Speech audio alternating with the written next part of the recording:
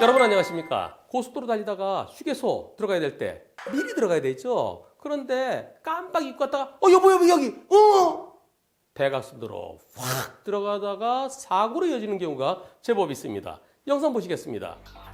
불박차는 대형 트럭입니다. 15톤 트럭에 20톤의 짐을 싣고 35톤의 육중한 몸매로, 그렇게 큰 트럭은 빨리 못 달립니다. 최고 속도가 시속 90km예요. 불박 트럭은 시속 77km로 정상적으로 달리고 있었습니다.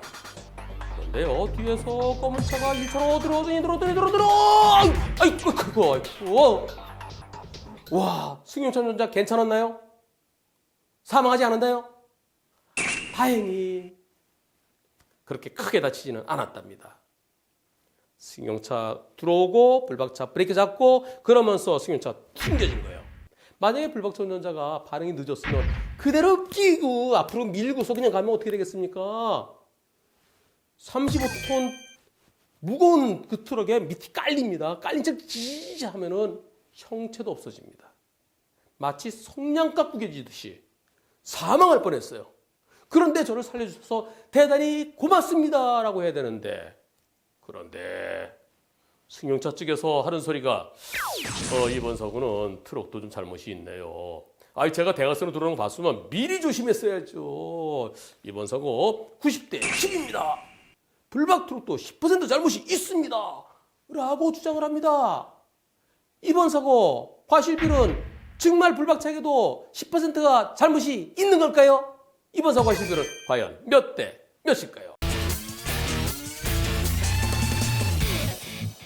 승용차 운전자 정말, 승용차 운전자는 예 백대영 예 할런지 몰라요. 근데 승용차의 보험사가 90대 10을 주장합니다. 불박차에게 과연 10% 잘못이 있을까요?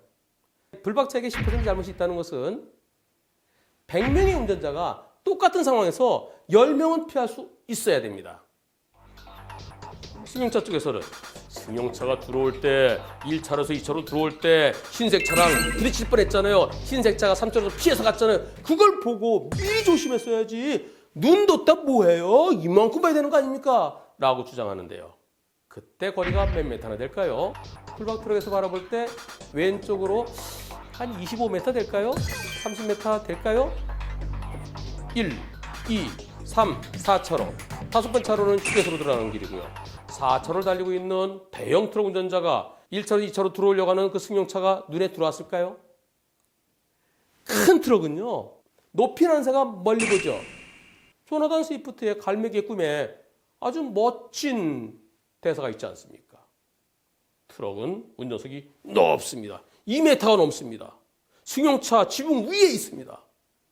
바로 밑에는 안 보여요. 저 멀리를 바라보는 겁니다. 왜? 트럭은 위험한 상황에서 빨리 못 써요. 그러니까 저 멀리 미리미리 보면서 빨리 못 쓰기 때문에 멀리 봐야 뭐가 있을 때 미리 브레이크를 잡을 수 있죠.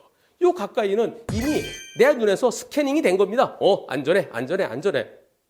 만일 트럭 운전자가 옆에 여기 양쪽을 본다 그러면 운전 제대로 못해요. 앞쪽을 못 봅니다. 그래서 1차로에서 2차로 들어올 때 그 상황은 트럭 운전자에게 안 보일 상황입니다. 설령 보였다 하더라도 상대차가 깜빡이를 안 켰어요. 깜빡이 안 켜고 1차로에서 2차로 들어오나 보다. 그 정도로 생각하죠. 그런데 2차로에서 3차로까지 3차로 4차로 들어오는 그 순간에 몇 메타입니까? 불과 10m도 안 돼요.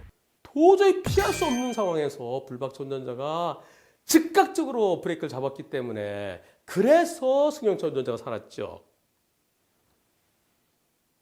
큰 대형 트럭이 멈출 수 있나요? 불박 트럭 시속 77km로 달리고 있었는데요. 승용차 계속 들어오면 사고 날 수밖에 없어요. 승용차는 트럭보다 더 빠르게 왔습니다. 빠르게 오다가 속도를 줄이면서 들어오면 결국은 부딪힐 수밖에 없는 상황이었습니다.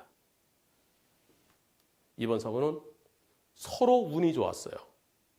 운 나빴으면 사망사고로 이어졌을 사고입니다. 또는 블박 트럭이 휙 틀다가 블박차가 넘어지거나 또는 N쪽으로 들었으면 뒤에서 오는 차랑 사고 나서 대형 사고로 이어질 뻔했습니다. 그 사고를 블박차 운전자가 막은 거예요.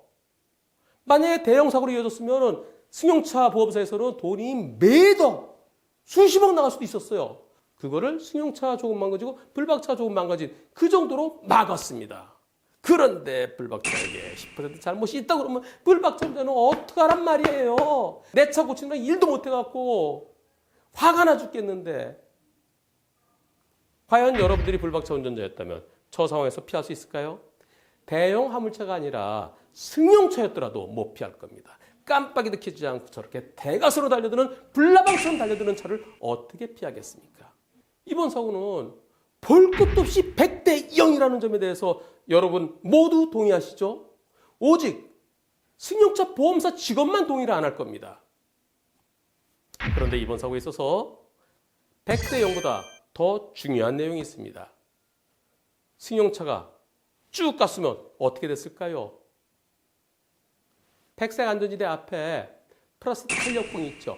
그 앞에 가서 이거 못 들어가겠네. 각도가 안 맞네. 거기 멈출 수밖에 없는 상황이었습니다. 만약 거기 멈췄더라면 어떻게 됐을까요? 생각만 해도 끔찍합니다. 지금은 승용차가 움직이고 있었기 때문에 블박트럭가 부딪히면서 옆으로 튕겨 나갔지만 조금 더 가서 4차로여서 급제동했더라면 그때는 방법이 없어요. 큰 블박트럭이 밀고 갈 수밖에 없었습니다.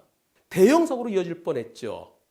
따라서 이 방송 보시는 시청자 여러분, 휴게소 미리미리 적어도 한 2km 남겨두고 미리 오른쪽 차로 타십시오.